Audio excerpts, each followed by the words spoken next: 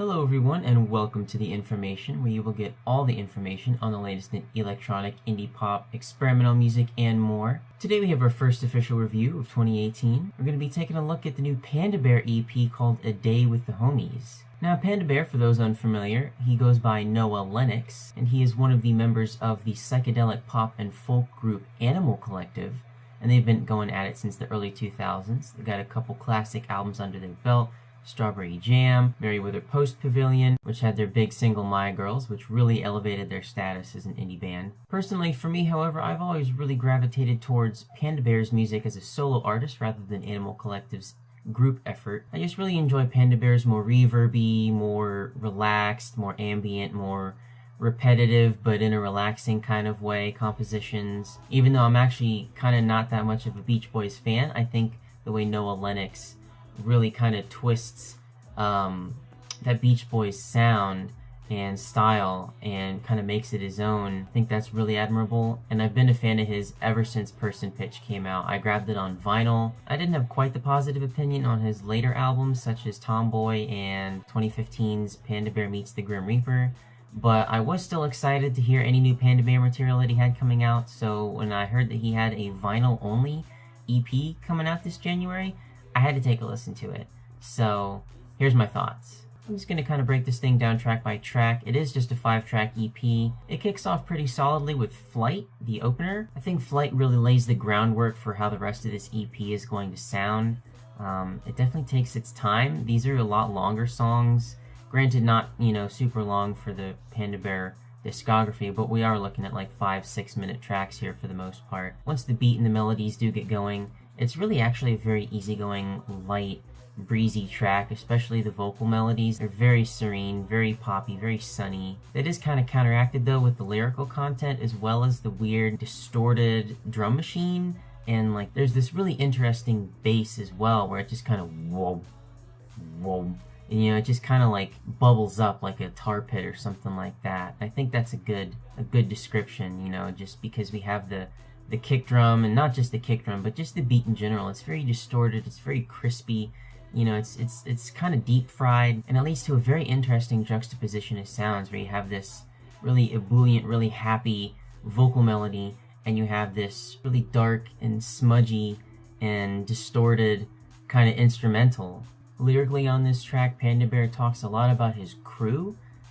He calls them his good crew, picking up the good crew, hanging out with the good crew, been running with the crew. Not sure if he means his bandmates in Animal Collective or if he's just talking about his friends outside of music. And I will note that not so much on this track here, but it does kind of, on Flight, give this sort of preview lyrically of like violence, just a lot of like weird, seemingly random violent acts that either happen to Panda Bear or happen around him. There's a couple lines in the opener here where he says that he took a sock to the socket, we got a black eye, sucks and everything. But it's definitely a theme that I did notice, this theme of like violence and being attacked. With the second track, Part of the Math, it starts out even darker instrumentally. It's just a really dark, dissonant sounding guitar chord, or maybe it's like a synth or something that's really distorted, I'm not really sure. But literally just this goes on for like a minute solid, like maybe even a little bit longer. And we don't even get vocals until about 2.5 minutes into the track. The rest of the intro is just this guitar chord just kind of like burning into our ears, and then slowly this weird like electro sort of, again, a distorted beat comes in, and again we get these themes of really dark, violent lyrics, where the ones that stood out to me most were the lines where he went, "It comes out of nowhere like a rope wrapping tighter and tighter around the throat." That doesn't sound like something that you could sing very cheerfully, but somehow Panda Bear finds a way to do that. Later towards the end of the song, he also sings the lines, "Stop making it about your shit, we're all going to be 6 feet in the coldest ground." Around 4 minutes in, there's a really nice moment where we get some what sounds like electric piano coming in. Just adds some really nice instrumentation, really fleshes out the track, makes it a lot more lush. It really kind of does away with the darkness temporarily and makes a really beautiful, serene section with all the vocals and everything. To fade the track out, we get this extended mantra of "Open Your Eyes." I'm not sure if it's a vocal sample or who it's from. It's definitely not Panda Bear, I know that much. But it just kind of repeats the same "open your eyes," And then we get like a little bit of harmonica kind of jumping around, going left and right into each ear. It's a very interesting effect and a very odd instrumental choice using the harmonica. And the interesting thing about this harmonica bouncing about is that it also is still laid over top of this like searing guitar chord. So you have like the harmonica, you've got the dark guitar chords, and you've got the open your eyes vocal sample. It's a very, very interesting mix of sounds. On the third track here, Shepherd Tone, we don't actually hear any of the auditory illusion that is the shepherd tone, where you kind of hear what sounds like an infinite ascending pattern to the music or to the chords. But what we do get instead are some really, really bonkers, really almost overwhelming, what sound like airplane or like helicopter rotors, I guess. I'm not really sure, because they do sound kind of pitched down, a little slowed down. It's definitely a very attention-grabbing intro, and the urgent tone continues once it introduces this skittering 909 hi-hat pattern. It's really, really intense and like keeps the tempo really rushed and really urgent, you know? Once the hi-hats fully come in, they're also paired with these really interesting guitar notes that almost are played like they're alarm tones or something like that. They're joined later by a very thumping, insistent, and again distorted kick drum. On Shepherd Tone here, we probably have the most grotesque and strange lyrics. Some highlights are where he says there's a little blood. He also says there's a sucker punch involved. He says he gets kickbat from a wiffle bat, which is some really nice wordplay. And then about halfway through the track, it shifts lyrically from this violent content to these weird, like, vaguely sexual connotations. I'm not really sure where this is coming from, but he has a line where he says deep throat at the tip of the unknown, which, if you hadn't told me who sang that lyric, I would have pegged it for like a Death Grips lyric or something. It's very, very intense, very over the top. And when the chorus finally kicks in, it's literally just Panda Bear singing giddily "fingers everyone" with like an echo. And that's all he says. He just keeps repeating "fingers everyone" with no context. So I don't know if he means that in a weird sexual way or if he's like pointing fingers at everyone. I have no idea. The fourth track, Nod to the Folks, is probably one of the more forgettable tracks on the album. I didn't have a lot of connection to this track. There's just a really, really annoying air raid siren that kind of just fades in and fades out and gets pitched up and down, and there's a little bit of like a phaser effect or something on it that kind of keeps it interesting, I guess, to where it's not just one consistent, like, long noise that's sustained for the whole track, but nonetheless, not a very appealing sound to be listening to, even once the instrumental and the drums and vocals do come on over top of it.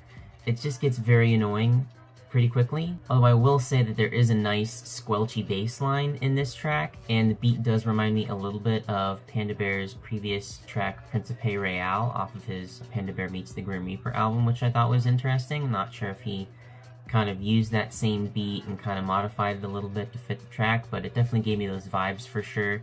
Kind of a weird down-tempo, tropical kind of vibe, but again, paired with this air raid siren constantly blaring in the background, it kind of overstays its welcome and pretty immediately. I will say the EP does end on a slightly better note with the final track, Sunset. Again, we have another deep-fried drum machine beat, skittering yet repetitive hi-hat pattern. The vocals sound mixed a little bit differently on this track. They're a little more distant, a little more further away, and I think they might be pitched down slightly, or at least the backing vocals might be pitched down a little bit. One of the highlights of this track is the instrumental break that happens between the first and second chorus. There's a cool little accordion or some sort of, again, it might be a synth interlude.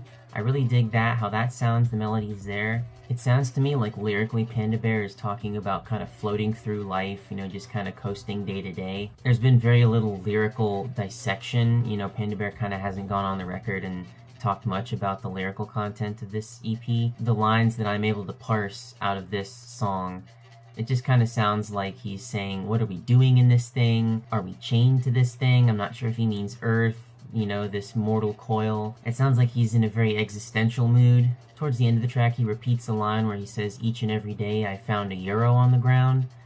That sounds like a good day to me if I'm finding a dollar bill on the ground every single day. And then the last words we hear before the song fades out are too late, it's a blackout anyway. Overall, it's definitely a very strange EP. It's certainly not his most accessible material by any means. I wouldn't say I got a lot of enjoyment out of it, but in the same sense, I wouldn't really call this a bad EP either. I mean, he obviously took a lot of risks and a lot of different routes in making these songs than he normally does. I'm not sure if Sonic Boom was still involved with the production like he normally is with most of his other albums and EPs. This may have just been Panda Bear doing his own thing on his own. And if so, I can definitely see why he would want to change things up a little bit, especially going into a new album. Maybe he just tried to get this stuff kind of out of his system, or maybe he's leaning in a more industrial, darker direction. I mean, his lyrics always have been kind of dark and themes of loss and grief, things like that, but maybe finally the instrumental side of things are going to catch up to his grim lyrical content. We'll see. I haven't heard any other plans for an album coming out this year. For now, I would give Panda Bear's A Day with the Homies EP a light 6. Let me know what you guys thought of this EP. Did you like it? You know, what did you like or not like about it? Just let me know in the comments. Be sure to like, comment, and subscribe. And thanks for watching The Information.